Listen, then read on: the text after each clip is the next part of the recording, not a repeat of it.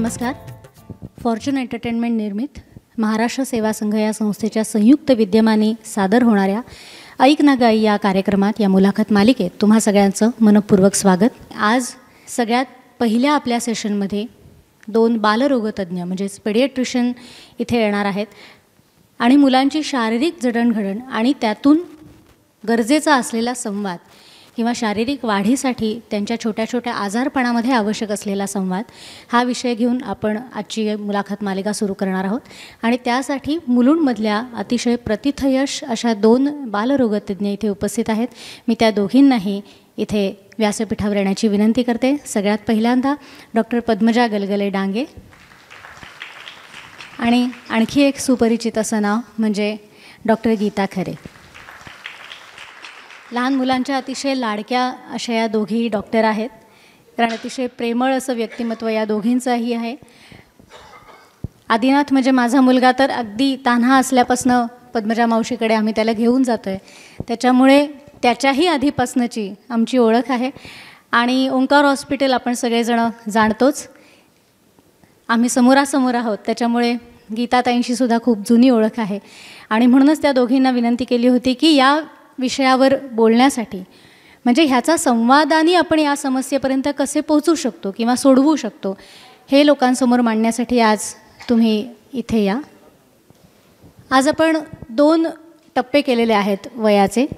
सगळ्यात पहिल्यांदा अतिशय लहान बाळापासनं, म्हणजे साधारण 0 ते 12 किंवा 15 असा वयोगट आपण घेऊ शकतो, आणि त्याच्यानंतर 15पासून पुढे अशा 2 वयोगटांबद्दल आपण बोलणार आहोत. आणि सगळ्यात पहिल्यांदा डॉक्टर पद्मजा गलगले डांगे याविषयी बोलणार आहेत, लहान वयोगटाबद्दल. पद्मजा मावशीबद्दल सांगायचं झालं तर पदवी आणि पदव्युत्तर शिक्षण सायन हॉस्पिटलमधून डॉक्टर पद्मजा यांनी पूर्ण केलेलं आहे. पुढची 3 वर्ष सायन हॉस्पिटलमध्ये लेक्चरर म्हणून त्या कार्यरत होत्या. मुलुंड पूर्वेला अनेक वर्ष मी सांगितलं त्याप्रमाणे बालरोगतज्ञ म्हणून त्या प्रॅक्टिस करत आहेत.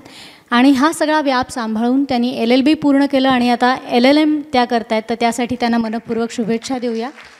अतिशय हुशार असं व्यक्तिमत्व. आणि गीताताईंबद्दल सांगायचं झालं तर अनेक वर्ष बालरोगतज्ञ म्हणून त्या आपल्याला परिचित आहेतच. ओंकार हॉस्पिटल म्हटलं की गीता मॅडमचं नाव आपल्या सगळ्यांच्या डोळ्यापुढे येतं. बरीच वर्ष मुलुंड म्युन्सिपल हॉस्पिटल म्हणजेच वीर सावरकर हॉस्पिटलमध्ये मानद बालरोगतज्ञ म्हणूनही त्या कार्यरत होत्या. KEM हॉस्पिटलमधून पदवी आणि पदव्युत्तर शिक्षण त्यांनी पूर्ण केलेलं आहे. तर या दोघींचंही मी पुन्हा एकदा ऐक ना गाई या मुलाखत मालिकेत मनपूर्वक स्वागत करून थेट पहिल्या प्रश्नाकडे वळते, कारण भरपूर मोठा परीघ आपल्याला आज कव्हर करायचा आहे कमी वेळामध्ये. सगळ्यात पहिल्यांदा मी असा प्रश्न तुम्हाला विचारीन की संवाद म्हणजे तुमच्या डॉक्टरी भाषेत काय? नमस्कार श्रोते हो. सर्वप्रथम मी श्रेयसीचे आभार मानते हे व्यासपीठ उपलब्ध करून दिल्याबद्दल. Very good afternoon pleasantly turning into the evening right now. संवाद म्हणजे काय? संवाद म्हणजे कम्युनिकेशन. 2 व्यक्तींमधला किंवा अनेक व्यक्तींमधला. संवाद हा फक्त मानव प्राण्यामध्येच असतो असं नाही. संवाद हा निसर्गातील प्रत्येक सजीव प्राण्यांमध्ये पण असतो. पक्षी, प्राणी हे त्यातली उदाहरणं. संवाद हा भाषिक म्हणजे व्हर्बल असतो, आणि संवाद हा अभाषिक विनाभाषा किंवा नॉन व्हर्बल पण असू शकतो. भाषिक संवाद म्हणजे काय? तुम्ही मी जे बोलतो ती भाषा, एक्सप्रेसिंग आवरसेल्व्स, आपल्या विचारांची भावनांची देवाणघेवाण आपण भाषेतून करतो. पण अभाषिक संवाद म्हणजे काय? Non verbal. Any guesses?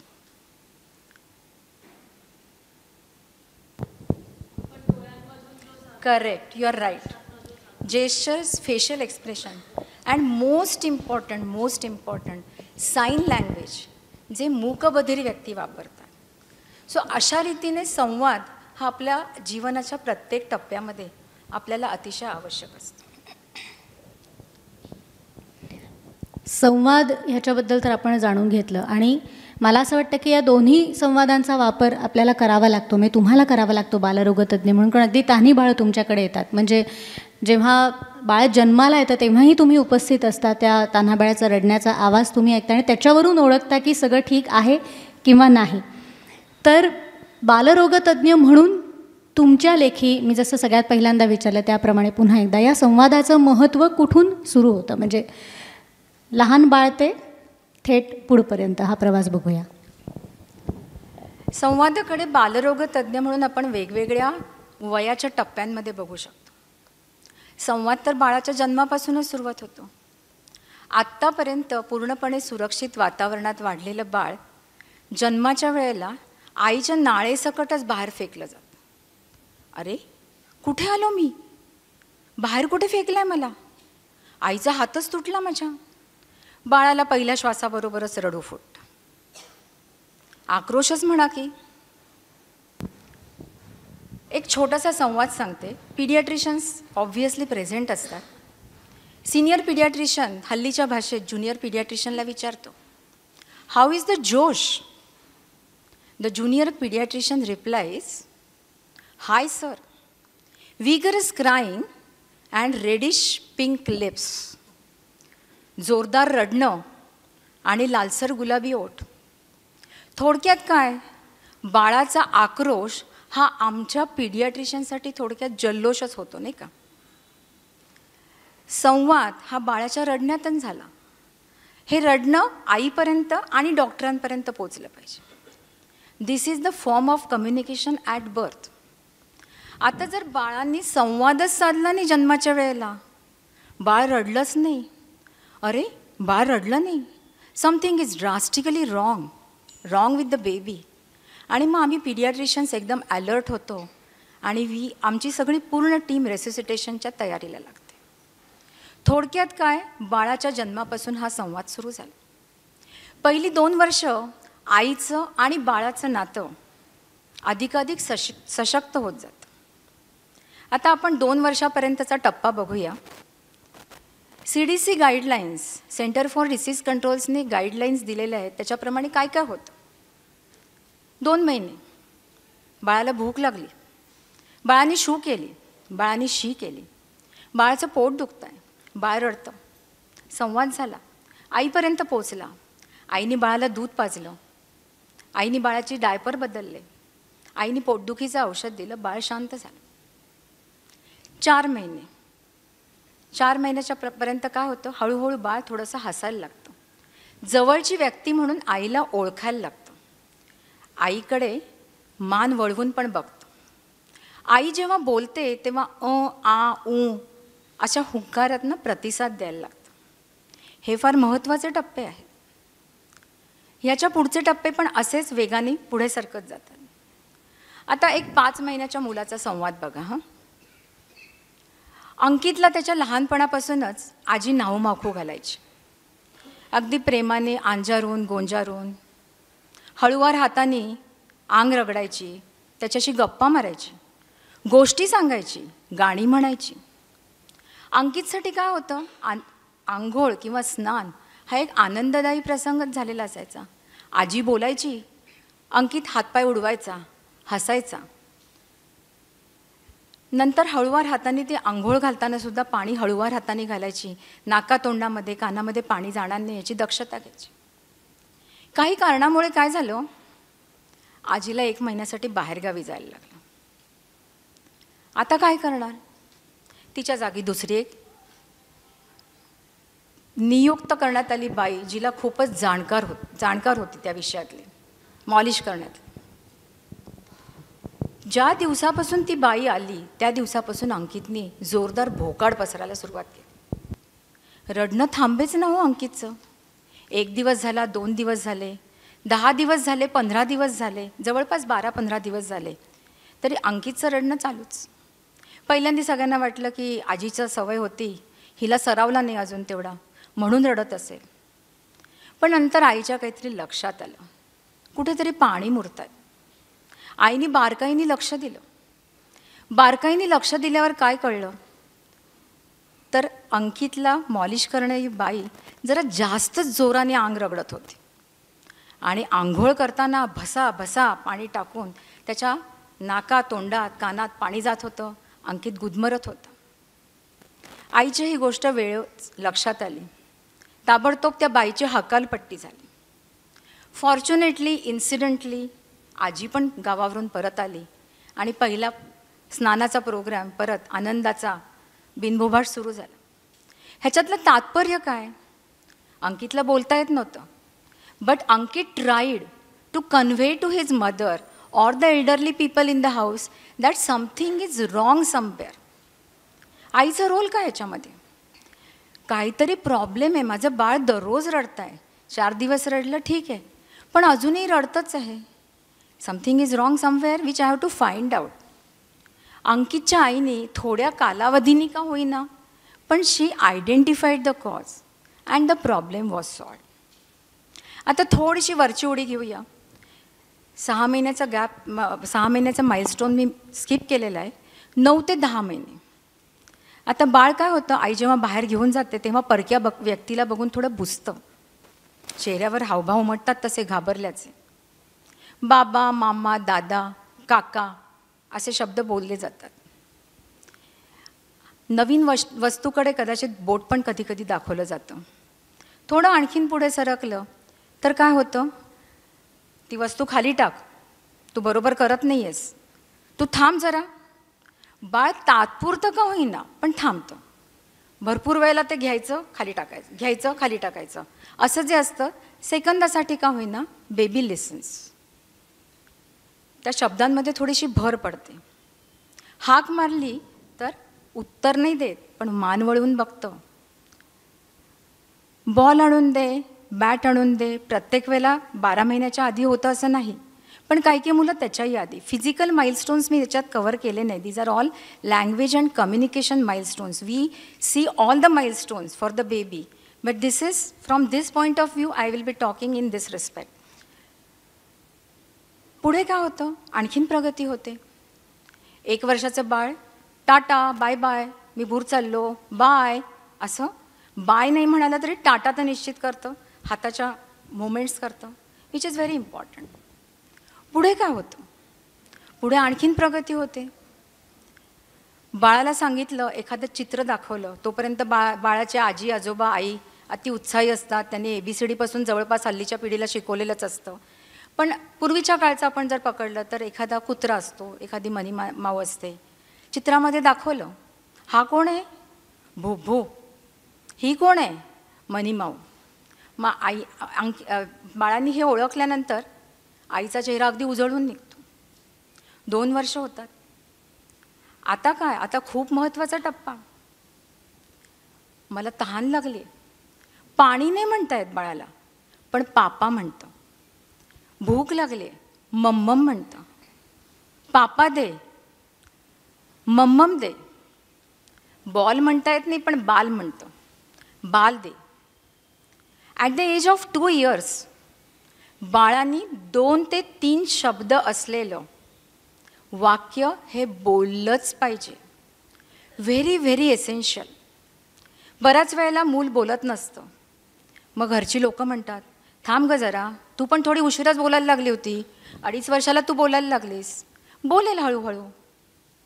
Patient येतात, विचारतात, डॉक्टर माझं बाळ अजून बोलत नाही आहे, 2-3 वाक्याचं शब्दांचं वाक्य तर सोडूनच द्या, शब्द पण बोलत नाही आहे, हाकेला हो नाही देते, आपल्यामध्येच दंग राहत आहे. Is there something wrong? Of course it is wrong. घरातल्या वडीलधाऱ्या माणसांनी किती सांगितलं, अमक्याचा नातू 2.5-3 वर्षाला बोलायला लागला आणि आता मोठा वक्ता झाला आहे, आणि 3 वर्षाला ती मुलगी बोलायला लागली आणि आता ती चांगली गाते, ह्याकडे लक्ष देऊ नका.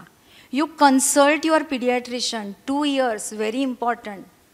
कारण जर तुमचं बाळ बोलत नसेल, तुमचं बाळ 2 किंवा 3 शब्दवालं वाक्य बोलत नसेल, कम्युनिकेट करत नसेल, संवाद करत नसेल, तर पुढचा जो रस्ता असतो, पुढची जी वाट असते ती सरळसोट राहत नाही. ती तुम्हाला एका अवघड वळणाकडे, एका अनाकलनीय प्रदेशामध्ये घेऊन जाते, आणि तो प्रदेश असतो ऑटिस्टिक स्पेक्ट्रम डिसऑर्डर, स्वमग्नता. स्वमग्नता आणि अतिचंचलता हा आजच्या आपल्या परिसंवादाचा विषय नाही. तरी पण मला प्रत्येक पालकाला आवर्जून सांगावंसं वाटतं की 2 वर्षापर्यंत if your baby is not communicating with you or any of the family members, please consult your paediatrician immediately as soon as possible. हे झाले 2 वर्षापर्यंतचे टप्पे.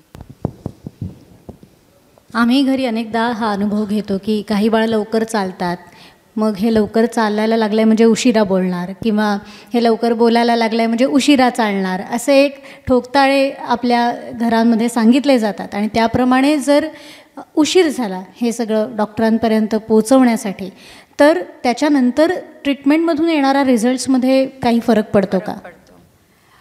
लवकर चालणं आणि उशिरा बोलणं, किंवा उशिरा बोलणं आणि लवकर बोलणं आणि उशिरा चालणं ह्याच्यामध्ये काही संबंध आहे असं मला पर्सनली वाटत नाही.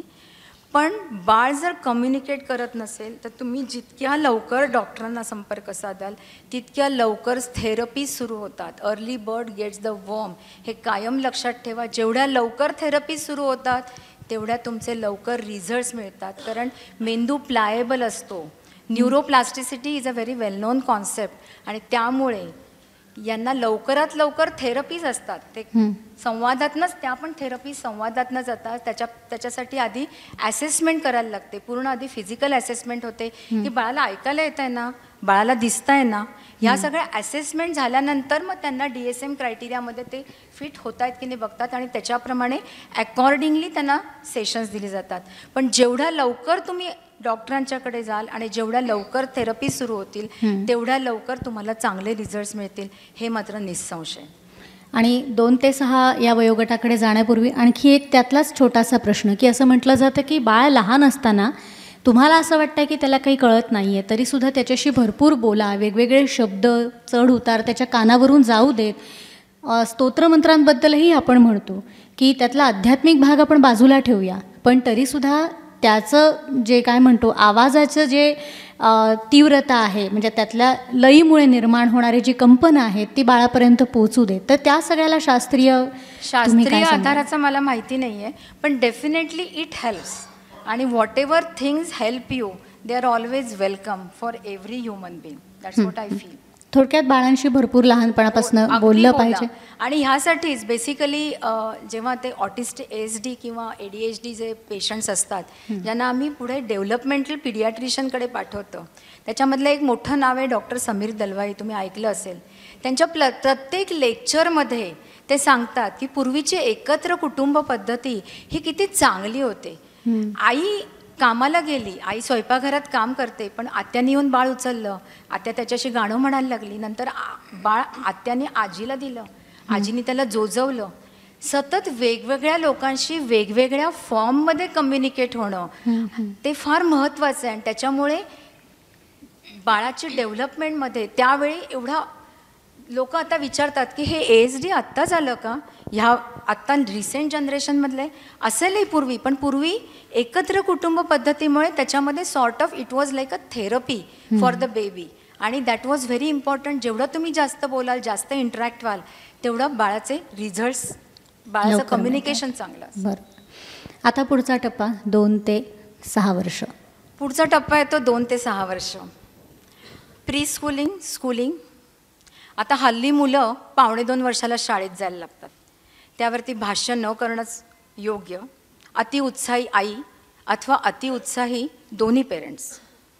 आपण साधारण 2.5 ते 3 वर्षाला पकडूया नर्सरी. काय होतं, जाताना सेपरेशन अँझायटी असते. बाळ रडतं, आईला सोडत नाही, just clings to the mother. बाळाचे डोळे वाहतात, त्यामुळे आईच्या डोळ्यातनं गंगा जमुना सुरू होतात. हा जवळपास सगळ्याच नर्सरीमधला हा प्रसंग असतो. हळूहळू कालांतराने बाळाला शाळेची आणि त्याबरोबर टीचरची पण सवय व्हायला लागते. बाळाला नवीन मित्र आणि मैत्रिणी तयार होतात. बाळ तिथल्या खेळांमध्ये भाग घ्यायला लागतं. टीचरच्या ज्या काय इन्स्ट्रक्शन्स असतात त्या ओबे करायला लागतं. नर्सरीमध्ये रायटिंग इज नॉट एक्सपेक्टेड, जरी ते हल्ली घेत असतील तरी, पण ॲटलिस्ट कम्युनिकेशन. आणि मग टीचर इतकी आवडायला लागते की हळूहळू तिचं घरी नक्कल केली जाते. टीचर अशी करते. टीचर इज म्हणजे baby starts imitating the teacher which is a good and which should be welcome. आता हे झालं नर्सरीतल्या मुलाचं टप्पा. आता उदाहरणं बघूया आपण. नर्सरी सुरू होऊन 1.5 महिना झाला हो, पण या सुजयचं रडणं काही थांबतच नाही. निघायचं घरातनं की रडण्याचा धबधबा सुरू, अश्रूचा महापूर. तिथे जाईपर्यंत पहिले काही दिवस काय झालं, सुजयला आजूबाजूला सवंगडी मिळाले. अरे मी रडतोय, माझ्याबरोबर हा रडतोय, तो रडतोय, सगळेच रडतायत. सुजयला जरा बरं वाटायचं. रडत रडतच तो वर्गामध्ये जायचा. पण कालांतराने बाकीची मुलं सगळी स्थिरावली, आईला बाय करून वर्गामध्ये जायला लागली. सुजयचं रडणं काही थांबेच ना. 1 महिना झाला. सेपरेशन अँझायटी, ॲडजस्टमेंट अशी वेगवेगळी इंग्लिश नावं पण देऊन झाली. पण नाही, 1.5 महिना झाला तरी पण काही थांबायचंच काम नाही. सुजयची आई आता मात्र ॲलर्ट झाली. तिने घरी आल्यानंतर सुजयला जरा मायेने जवळ घेतलं, अंजारलं गोंजारलं आणि त्याच्या मनातल्या गोष्टी, शाळेमध्ये काय होतं, मग ह्याच्यानंतर काय घेतलं टीचरनी, मग पुढे काय झालं. आणि त्याच्यानंतर तिच्या लक्षात एक गोष्ट आली. सुजय जिथे बसत होता तिथे 2-3 अति दंगेखोर मुलं होती. कोणी त्याचं पेन्सिल घ्यायची, कोणी रबर घ्यायचं, त्याचं दप्तर खाली पाडवायचं, त्याची वॉटर बॉटल घ्यायची, त्याला 2-4 थापट्या मारायचा, एकाने इकडनं मारायची, दुसऱ्याने तिकडनं मारायची. मग सुजयने परत रडायचं, मग टीचरने ओढायचं, ओ कीप क्वाईट कीप क्वाईट. त्याच्यानंतर परत 5 मिनटं ती दंगेखोर मुलं गप्प व्हायची. असं बरेच दिवस चालू होतं. सुजयलाचा मानसिक त्रास व्हायला लागला होता आणि त्या भीतीमुळेच तो शाळेत जायला तयार नसायचा. मग आई जाऊन भेटली टीचरला. टीचरला सांगितलं. टीचरला माहितीच होतं ऑलरेडी, ती 3-4दा ती ओरडलीच होती, थोडं दमात घेतलंच होतं. पण मग नंतर त्यांनी काय केलं, सुजयचा बाकच बदलून टाकला. त्याला पहिल्या बेंचवर बसवलं. आता इथे टीचर, समोर सुजय. बाकीची आजूबाजूची मुलं, युजली पहिल्या बेंचवरची मुलं सर्वसाधारणपणे गुणी, प्रामाणिक वगैरे अशी असतात, तशीच होती. त्यामुळे प्रॉब्लेम सॉल्व्ह झाला. आता सुजयचं रडणं पण बंद झालं आणि आता एकदम उड्या मारत तो शाळेत जायला लागला.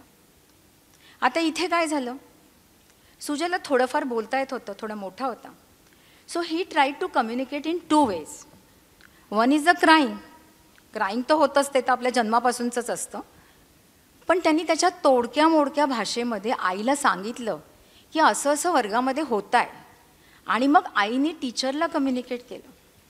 आता लक्षात आलं तुमच्या संवादाचं महत्त्व, कम्युनिकेशनचं महत्त्व.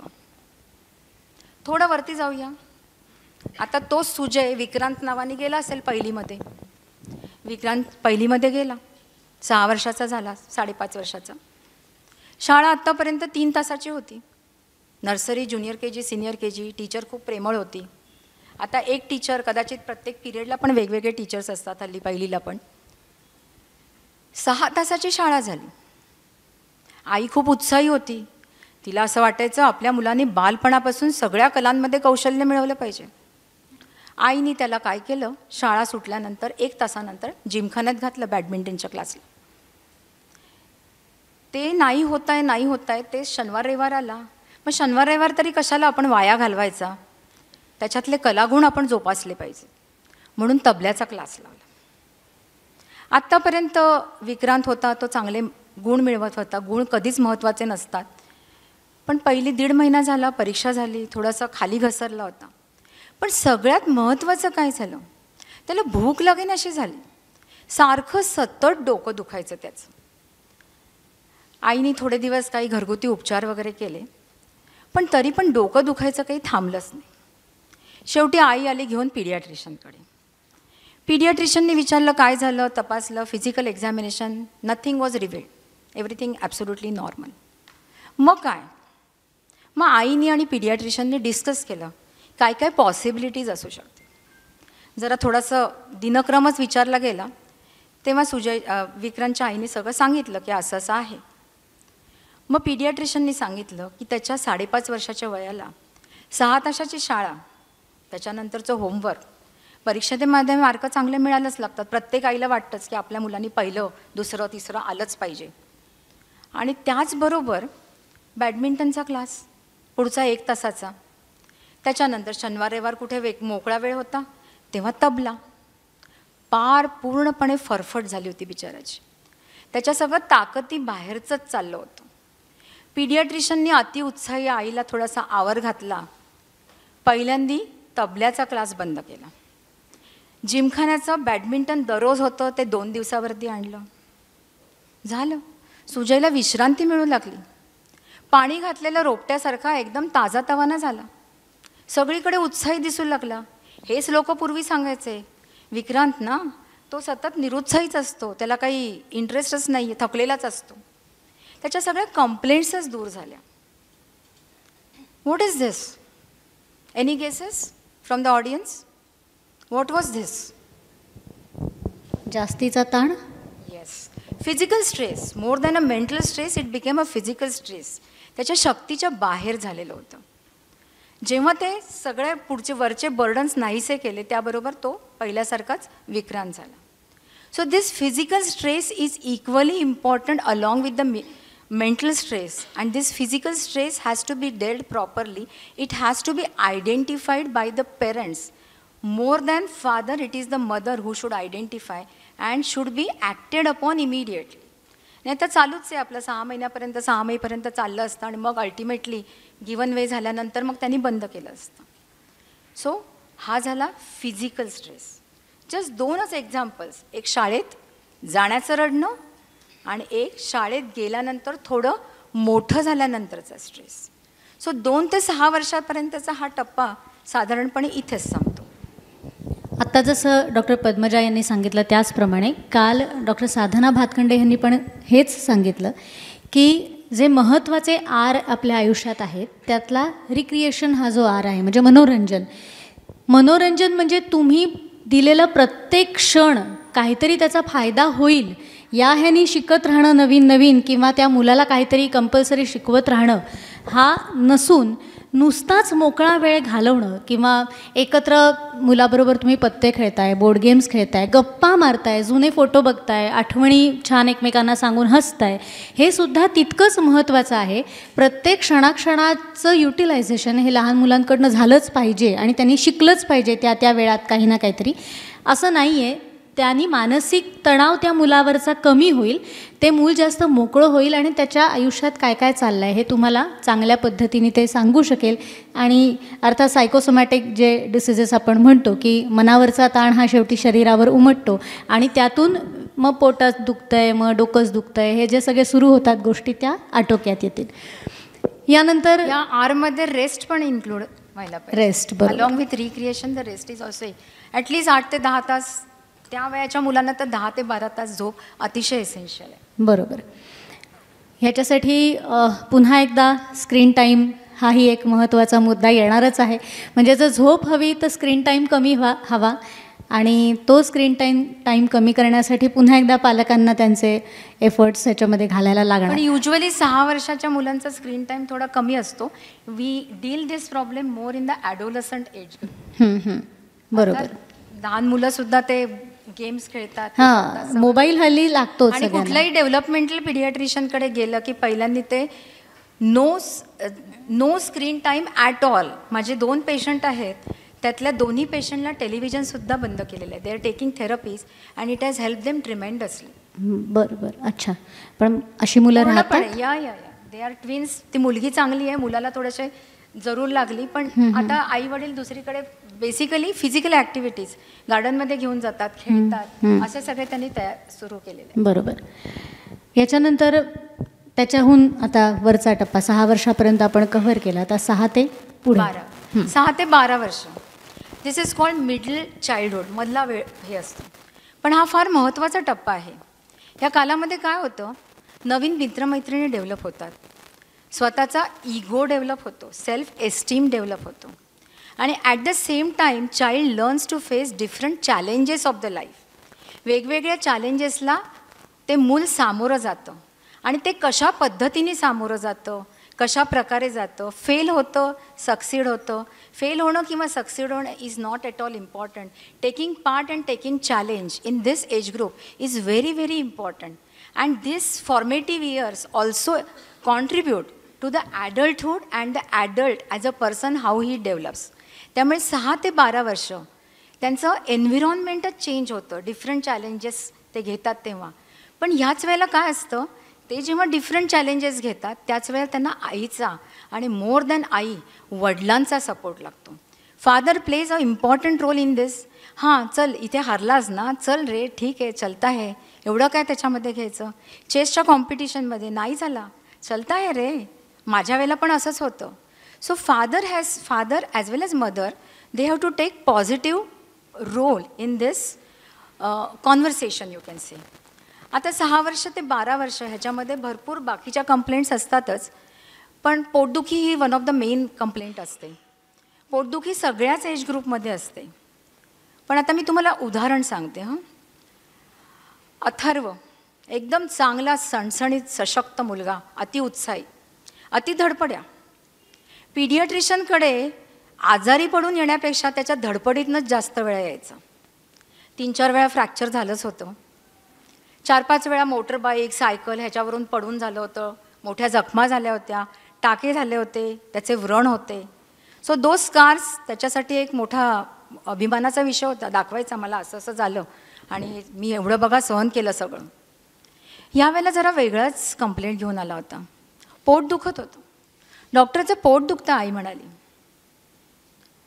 यावेळची कंप्लेंटच वेगळी होती. सगळं चेक केलं, नथिंग वॉज ॲबनॉर्मल. मग थोडं बाहेरचं हल्ली सटरफटर खाणं असतंच, वडापाव समोसा पाव शाळेमध्येच मिळतो. मग त्याला पहिल्यांदा जंतांचं औषध दिलं, डिवर्मिंग केलं. त्यानंतर काय केलं, त्याचं डाएट जरा चेंज केलं, हेल्दी डाएट. फिजिकल ॲक्टिव्हिटीचा प्रश्नच नव्हता, कारण तो सतत ऑन टोजच असायचा. झाले 8-10 दिवस झाले, 15 दिवस झाले. 15 दिवसांनी परत आला. डॉक्टर ह्याच्या पोटदुखी काही थांबतच नाही, आपण काही तपास करून घेऊया का. आई हल्ली पेरेंट्सच विचारतात आणि दे rather guide the paediatrician guiding the parents. तर आपण तपास करून घेऊया का. चला बरं झालं. सुंठी वाचून खोकला गेला. मी घाईघाईने सगळी ब्लड इन्व्हेस्टिगेशन्स लिहिली, सोनोग्राफी लिहिली. काही निष्पन्न झालं नाही. डॉक्टर CT स्कॅन करूया का. चालेल करून घेऊया. काही निघालं नाही. थोडीफार ॲसिडिटी निघाली. त्या ॲसिडिटीचं औषध तर मी आधीपासूनच सुरू केलं होतं. पहिल्यांदा जेव्हा आला तेव्हाच ॲसिडिटीची मेडिसिन सुरू झाली होती. आता काय राहिलं. मग मीच मोठ्या उत्साहाने सांगितलं, आपण एकदा पीडियाट्रिक गॅस्ट्रोएंट्रॉलॉजिस्टला दाखवून घेऊया का. म्हणजे जरा सगळ्यात वरचे लहान मुलांचे पोटाचे डॉक्टर. झाला जाऊन येतो आम्ही डॉक्टर, चिठ्ठी द्या. लिहून दिलं.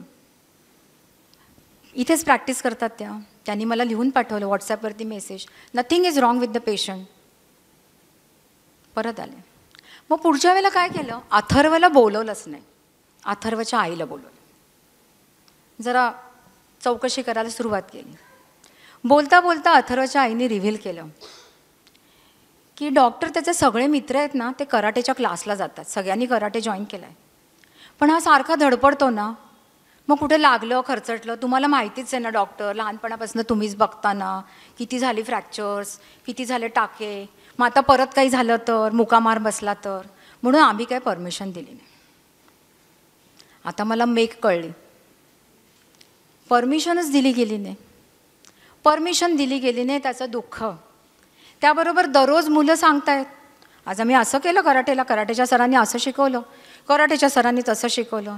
ते ऐकल्याबरोबर आणखीन होणारं दुःख, थोडी असूया, यामुळे ॲसिडिटीची झाली हायपर ॲसिडिटी आणि it became a wishes cycle. आणि झालं काय, पोटदुखी चालूच राहील.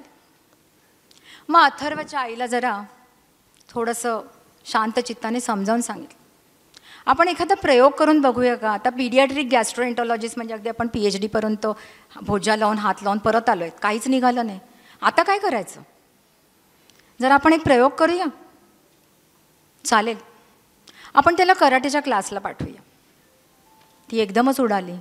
जे पाठवायचं नाही त्याच्यासाठी त्याच्या विरुद्धच डॉक्टर सल्ला देत आहेत. पण त्याला लागलं खरचटलं काही झालं तर मुकामार, डॉक्टर कराटेमध्ये मुकामार, पोटात काही गुद्दा बिद्दा बसला त्याचा तर परत CT स्कॅन करायला लागेल. आपण पाठवून तर बघूया. 15 दिवस 1 महिना चांगलं झालं तर पुढे कंटिन्यू करूया. झालं. अथर्व जायला लागला कराटेच्या क्लासला.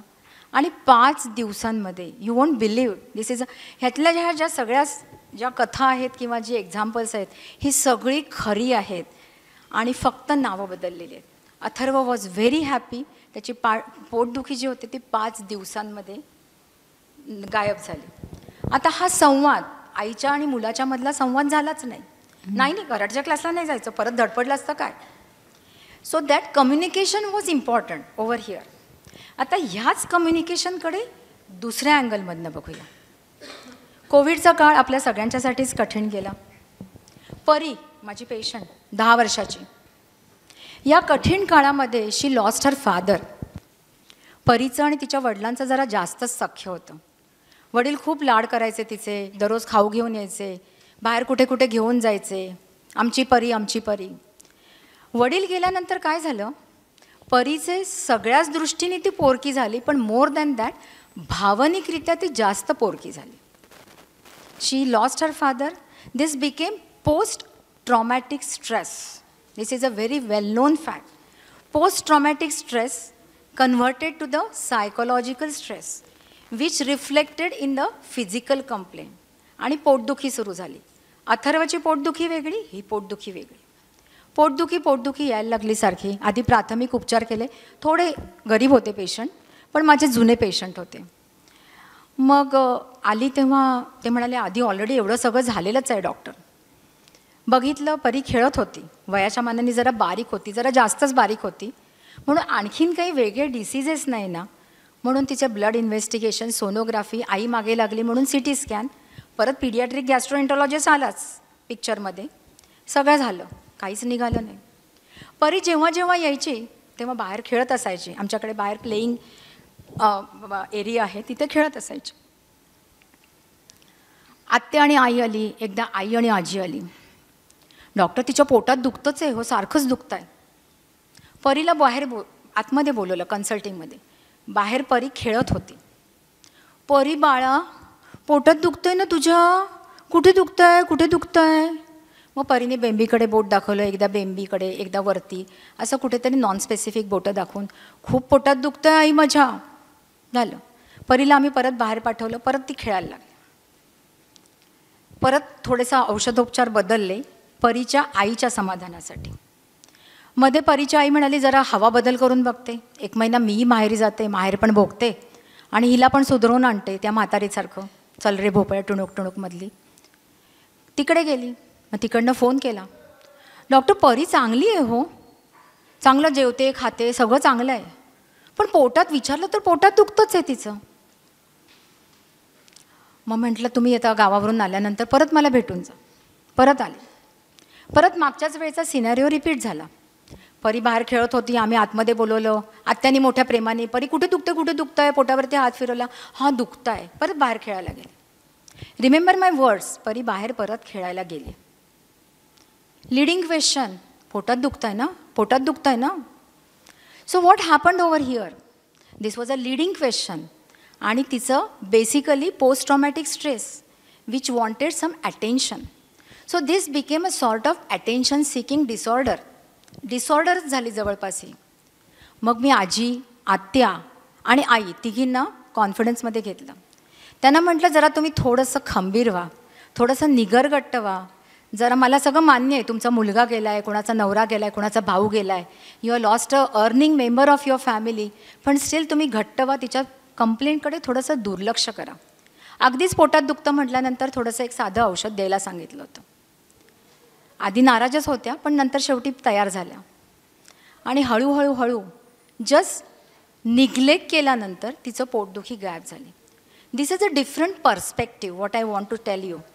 जास्त माया, जास्त जवळीक, नको तू इथे जाऊ नको, तुला लागेल, उडी मारू नको, तुला लागेल, वरती चढू नको, खूप उंच आहे, हे सगळं नको, हे सगळं टाळायला पाहिजे. सो हा संवाद थोडासा विसंवादाकडे झुकायला लागला होता. So you have to see that both the ends are balance. आणि सगळ्यात महत्त्वाचं, आम्ही डायरेक्ट परीला लेबल केलं नाही पोस्ट ट्रॉमॅटिक स्ट्रेस किंवा सायकोलॉजिकल कंप्लेंट म्हणून. We ruled out all the physical causes of pain in abdomen and then only we ultimately stamped her as attention seeking. So हा झाला 6 ते 12 वर्षामधला. आता ह्याच्यातलंच थोडंसं पुढे 5 मिनटं आहेत ना? Yes yes. ह्याच्यातलंच थोडंसं पुढे जाऊन ह्या 10 ते 12 वर्षामधल्या मुलींना स्पर्श कळायला लागतात. चांगला स्पर्श कुठला, वाईट स्पर्श कुठला. मुक्ता लहानपणापासूनच डे केअरमध्ये जायची. आता 10-11 वर्षाची झाली होती. पण हल्ली जरा नाराज व्हायला लागली होती. नको, मला नाही जायचं डे केअरमध्ये. आईच्या मागे धोशा लावून तिने काय केलं, वेगवेगळे क्लासेस शाळेनंतर लगेचच, शाळा संपली की लगेच दुसरा class, so that she doesn't have to go to the day care. असं बरेच दिवस झालं. शाळेला सुट्टी असली की डे केअर लागायचंच. मग आता काय करायचं. ती म्हणायची नको मी घरात एकटी राहू शकते, आय कॅन मॅनेज. आता मी मोठी झाले, थोडासा तो मोठेपणाचा सेल्फ एस्टीम आलेला असतो. आई जरा थोडी काळजीत पडली, माझ्याकडे घेऊन आली. हळूहळू मुक्ताशी आम्ही दोघींनी बोलायला सुरुवात केली, संवाद साधला, बोलकं केलं. आणि मग मुक्ताचा बांधच फुटला. छोटीशी मुलगी 11 वर्षाची रडायला लागली. मला म्हणाली, डॉक्टर, ते डे केअरमधले काका आहेत ना, ते मला चॉकलेट देतात, ते मला पेन्सिल देतात, ते मला आणखीन काय काय देतात, पण माझा हात ना घट्ट धरून ठेवतात आणि माझ्या अंगाला इकडे तिकडे स्पर्श करतात. मला बिलकुल आवडत नाही, मला नाही जायचं आहे तिथे. मुक्ताच्या आईच्या पायाखालची जमीनच हादरली. करणार काय. पण संयमी होती. आम्ही दोघींनी त्यातनं मिळून एक मार्ग काढला. 6 महिने मुक्ताच्या आईने काय केलं, लिव्ह विदाऊट पे घेतली, घरी बसली. त्यामुळे ऑटोमॅटिकच तिचं डे केअर सेंटर बंद झालं. मुक्ताच्या आईने मुक्ताला वेगवेगळ्या क्लासेसला ऑलरेडी घातलं आहे. तिथे तिला स्वतंत्र जायचं यायचं ट्रेनिंग दिलं. घरामध्ये स्वतंत्र कसं राहायचं, कसं मॅनेज करायचं, बाहेर कोण आला आहे, परकी व्यक्ती असेल तर दरवाजा उघडायचा नाही, आईला कॉल करायचा, आईला कसं कॉन्टॅक्ट करायचं, हे सगळं शिकवलं. त्या 6 महिन्यामध्ये मुक्ता स्वतंत्र आणि स्मार्ट गर्ल झाली. पण अशी एखादी मुक्ता जिला तिच्या आईने बचावलं. पण अशा असंख्य अनेक मुक्ता असतील ज्या कुठे कुठे डे केअरमध्ये असतील आणि ज्यांना एक्सप्रेस पण करता येत नाही. 3.5 वर्षाची 4 वर्षाची मुलगी सांगू पण शकत नाही. So this is another point which I want to stress over here. तुमच्या मुलींना आणि मुलांनासुद्धा चांगला स्पर्श, वाईट स्पर्श ह्याच्यातला फरक ओळखायला शिकवा. They have to be aware की अशा गोष्टी असतात. सांप्रतच्या काळामध्ये पिरियड्स पण लवकर येतात. They are well nourish, children are well nourish. आणि त्याचबरोबर एक्सपोजर टू द स्क्रीन. त्यामुळे 9, 10, 11 वर्षाच्या मुली पिरियड सुरू झालेले असतात. याविषयी शाळेमध्ये लेक्चर्स घेतलीच जातात. पण तुम्हीसुद्धा त्यावेळेला आईनी, स्पेसिफिकली आईनी मुलीला त्याच्यावरचं नॉलेज देणं अतिशय जरूर असतं. आणि हे नॉलेज फक्त पुस्तकातलं नाही, नेटवरती खूप चांगल्या साईट्स आहेत. यूट्यूबवरती मेनार्की म्हणून साईट्स आहेत ज्याच्यामध्ये व्हिडिओज आहेत. And where it is explain why menarche takes place. आणि हे सगळं त्या मुलीला एक्सप्लेन करणं फार जरुरीचं असतं. मुलांमध्ये पण हा संवाद महत्त्वाचा असतो. मुलांना पण सांगायला लागतं की असं तुझ्यामध्ये बदल होऊ शकतील. पण ते मोर इन द पौगंडावस्थेमध्ये, more in the next stage. Okay. So this is up to 6 to 12 years. Again different example. संवाद, कम्युनिकेशन इज सो इम्पॉर्टंट. आणखी एक शेवटचा प्रश्न असा विचारते की अनेकदा लहान मुलं असतात तेव्हा त्यांना दिसण्यावरून काही ना काहीतरी बोललं जातं आजूबाजूच्या माणसांकडून की काय तू जाडा आहेस, गुबगुबीत आहेस, किंवा अगदी बारीकच आहेस, किंवा तुझे केस असे आहेत, काहीतरी कमेंट्स होतच राहतात. अगदी लहान मूल ते काही फारसं मनावर घेत नाही. पण जसं मोठं व्हायला लागतं, एक 6 वर्ष 7 वर्ष, तसं मग त्याला काय म्हणतो आपण, त्याचा त्रास व्हायला लागतो, त्याचा वेगळा स्ट्रेस यायला लागतो, मग कॉम्प्लेक्स निर्माण होतो, असं सगळं होऊ शकतं. तर या सगळ्यासाठी तुम्ही काय त्या पालकांना कशा पद्धतीने संवाद त्या मुलाशी ठेवायला सांगाल, किंवा आजूबाजूच्यांना कसं गाईड कराल? इंडियन अकॅडमी ऑफ पीडियाट्रिक्सने ग्रोथ चार्ट्स दिलेले आहेत. We always maintain our growth charts. आम्ही प्रत्येक मुलाची उंची आणि त्याचं वजन हे आम्ही ग्रोथ चार्टवरती जवळपास प्रत्येक पेरेंटला दिलं जातं. तर आम्ही ते मेजर करतो. आणि patient should stand between 58th percentile to 97th percentile. 58th percentileच्या खाली असेल तर definitely something is wrong somewhere. जास्त डिटेलमध्ये जात नाही, जस्ट विदिन 2 minutes. पण बारीक असेल, बाकी चांगला आहे हो डॉक्टर, चांगला खेळतो, हायपर ॲक्टिव्हच आहे, don't worry, he is gaining 2 rupees. त्याचा पगार 2 रुपयाचा आहे, तो 6 रुपये खर्च करतो आहे, तो नेहमीच निगेटिव्ह बॅलन्समध्ये असणार. पण that activity is more important. माझा मुलगा वजन चांगलं आहे डॉक्टर, पण नुसता हल्यासारखा बसूनच आहे. उपयोग काय त्या हलेपणाचा? This is one side. Obesity Covid आणि कोविडच्या नंतर I have seen so many patients you won't believe. 97 percentile, touching 97 percentile, more than 97 percentile. तरी आई म्हणते डॉक्टर खातच नाही हो काही, काही दिलं तर आवडतच नाही. खाल्ल्याशिवाय माणूस जाडा होतो का? नाही होत. फिजिकल ॲक्टिव्हिटी नाही हो. मोबाईलवरती नंतर बोलतीलच लोक. मोबाईल बघत असतो. बाहेर खाली सायकलिंग करायला लावा, खाली खेळायला पाठवा. कोविडनंतर तर पाठवू शकता ना? नाही. Obesity is something which you have to worry and you have to take action, because this obesity can later on lead to cardiovascular problems, hypertension and diabetes. Very important. माझ्याकडे आत्ता 2 पेशंट आहेत पोस्ट कोविड. दुसरा patient आहे, पहिली patient बारीक होती, diabetes निघाली, diabetic कीटोॲसिडोसिस 500 mg/%. दुसरा पेशंट चांगला गुबगुबीत. प्रत्येक वेळेला मी सांगायची वजनावरती लक्ष ठेवा. गणपतीच्या वेळेला खूप लाडू मोदक सगळं खाल्लं, 500 mg. शाळेतनं बोलवून घेतलं, ॲडमिट केलं ज्युपिटरमध्ये. आता आयुष्यभराचं इन्सुलिन.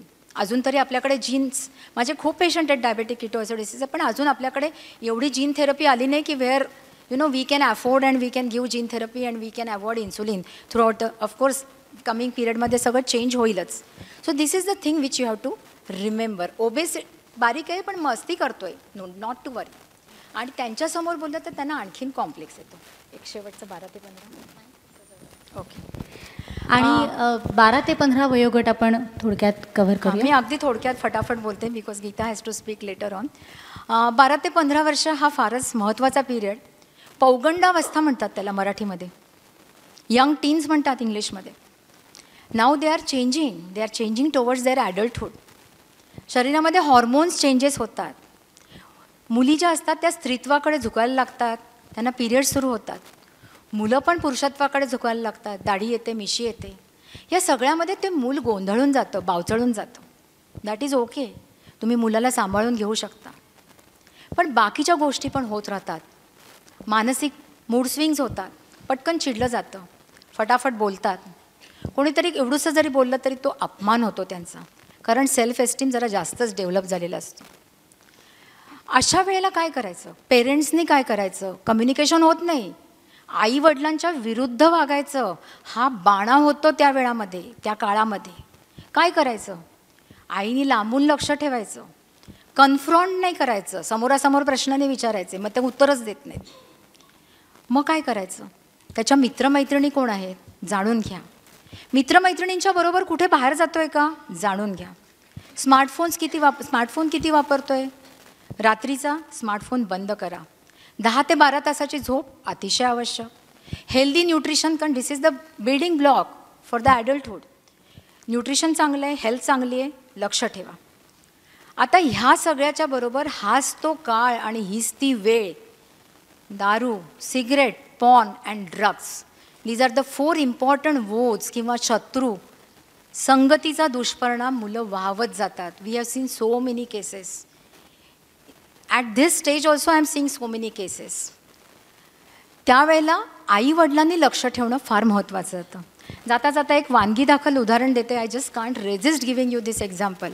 मागच्या वर्षी ऑक्टोबरमध्ये आर्यन खानची ड्रगची केस खूप जोरदार चालू होती, खूप गाजत होती. 15-20 दिवसांनी माझ्याकडे एक माझाच 15 वर्षाचा पेशंट आईबरोबर आला. मुलुंडवरून ठाण्याला शिफ्ट झाले होते. त्याच्या हृदयाच्या भोकाचं ऑपरेशन झालं होतं. त्याच्यामुळे पहिले काही वर्ष फक्त सर्दी खोकला हीच कंप्लेंट असायची. पण ह्यावेळची कंप्लेंट वेगळी होती. डॉक्टर हा ना व्यवस्थित राहत नाही, गबाळा राहतो, आंघोळ पण 2-2, 3-3 दिवसात करत नाही हो, स्वच्छता तर पाळतच नाही आहे. आईने तक्रारीचा पाडा वाचायला सुरुवात केली. मुलाकडे हलकेच नजर टाकली. थोडेसे भाव वेगळेच होते चेहऱ्यावरचे, केस विस्कटलेले, आंघोळ केलेलीच नव्हती. त्यांनी मला सांगितलं पायाला पाणी लावलं आहे, पण डॉक्टर मी अंगाला नसलं लावलं तरी. पाय बघा माझे थोडे स्वच्छ आहेत बाकीच्या अंगापेक्षा. थोडासा विनोद त्यातला, पण ठीक आहे. आईने परत आणखीन तक्रार करायला सुरुवात केली. महत्त्वाची तक्रार काय?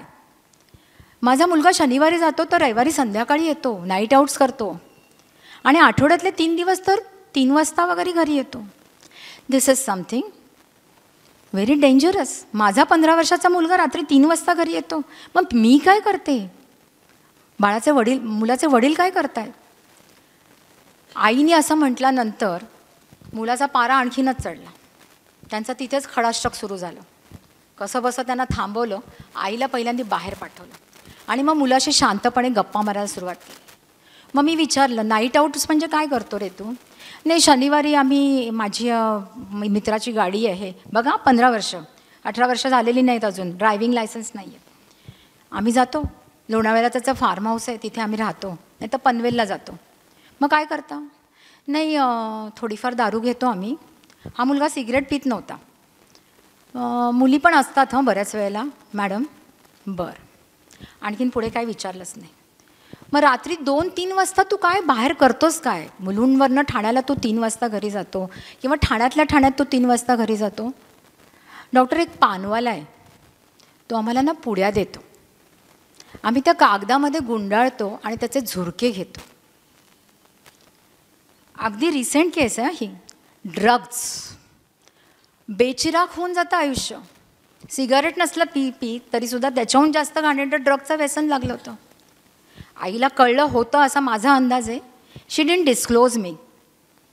मग इथे फक्त माझ्या एकटीचा रोल नव्हता, मी तर फारच, म्हणजे इथे फारच गण्य होते. पीडियाट्रिशियनचा रोल याच्यामध्ये जास्त नसतो. इथे here comes in the picture psychiatrist, psychologist, clinical psychologist and counsellor. सगळं वर्षभर चालू आहे. आत्ताशी 1 महिन्यापूर्वी तो मुलगा ॲडिक्ट झाला आहे, व्यसनमुक्त झाला आहे, तरी मला अजून मनाला समाधान नाही, कारण मला असं वाटतं तो परत कधी त्याच्यामध्ये खाली घसरेल. So I request all, rather implore all my parents, I mean all patients parents, की तुम्ही तुमच्या मुलावरती लक्ष ठेवा. प्रत्येक वेळेला तुम्ही सजग राहा, जागरूक राहा. तुमचा मुलगा किती वाजता घरी येतो, काय करतो, स्मार्टफोन वापरतो, हिस्ट्री डिलीट केली नसेल, जस्ट सी टू इट की त्यांनी काय साईट्स हे केल्या आहेत. पॉर्न फिल्म्स तर बघत नाही ना. ह्या सगळ्यावरती लक्ष ठेवा. कुठे तुम्हाला काही वाटलं, मुलाशी त्याच्याकडनं नाही, त्याच्या मित्रमैत्रिणींशी संवाद साधा आणि फाइंड आउट करा. Please and please, drugs is something very very dangerous. पूर्ण आयुष्य बेचिराख होऊन जातं. तर थोडक्यात काय, पालकांनी प्रत्येकाच्यासाठी त्या वर्षाचं मूल महत्त्वाचंच असतं. प्रत्येक टप्प्यामध्ये पालकांनी सजग राहायला पाहिजे, जागरूक राहायला पाहिजे, आपल्या पाल्याशी संवाद साधला पाहिजे. आणि तो संवाद नुसता संवाद नको आहे, तो सुसंवाद व्हायला पाहिजे. त्याला विसंवादाची खरखर नको. आणि हे फार महत्त्वाचं आहे. जर विसंवादाची खरखर झाली तर तो संवाद पुढे तिथेच खुंटतो, पुढे सरकतच नाही. फार पूर्वीच्या काळी ज्ञानेश्वर माऊलींनी म्हटलं आहे परमेश्वराच्या बाबतीमध्ये, शब्दे विण संवादू परमेश्वराबरोबर. पण मला असं वाटतं की शब्दे विण संवादू प्रत्येक पालक, आई आणि वडील ह्यांचा त्यांच्या पाल्याबरोबर झाला पाहिजे. माझ्या मुलाचं काहीतरी बिनसलं आहे, तो सांगत नाही आहे, त्याचा अपमान झाला आहे, मी त्याला जवळ घेतला, त्याला पॉझिटिव्ह वाईब्स दिले. अरे माझा पण अपमान करायचे. I became a role model for him. I saw to it that I give him proper nutrition, I give him proper time. नुसतं डॉक्टर मी बाहेरच्या देशातच असते, I don't get time. Don't give such excuses, कारण मूल तुमचं आहे. Responsibility, accountability तुमची असणार आहे, बाकीच्या लोकांची नसणार आहे. घरात सांभाळणाऱ्या बाईची अकाउंटेबिलिटी नसणार आहे. सो लक्षात ठेवा, तो शब्देविण संवादू तुमच्या पाल्याबरोबरच असला पाहिजे. आणि हे सगळं झालं तरच तुम्ही एक रिस्पॉन्सिबल सिटिझन बनवू शकाल. आणि सगळ्यात महत्त्वाचं, जशी वाचू आनंदे ही चळवळ जोरात सुरू झाली, तसं ऐक ना गं आई, बोलू संवादे ही चळवळ पण जोम धरायला हरकत नाही ना. Thank you very much. I am handing over this mic to doctor Geeta Khare, who has more experience in this rather than me. अतिशय आवश्यक आणि सोप्या शब्दात अशी तुम्ही सगळी माहिती सगळ्यांपर्यंत पोहोचवली. धन्यवाद.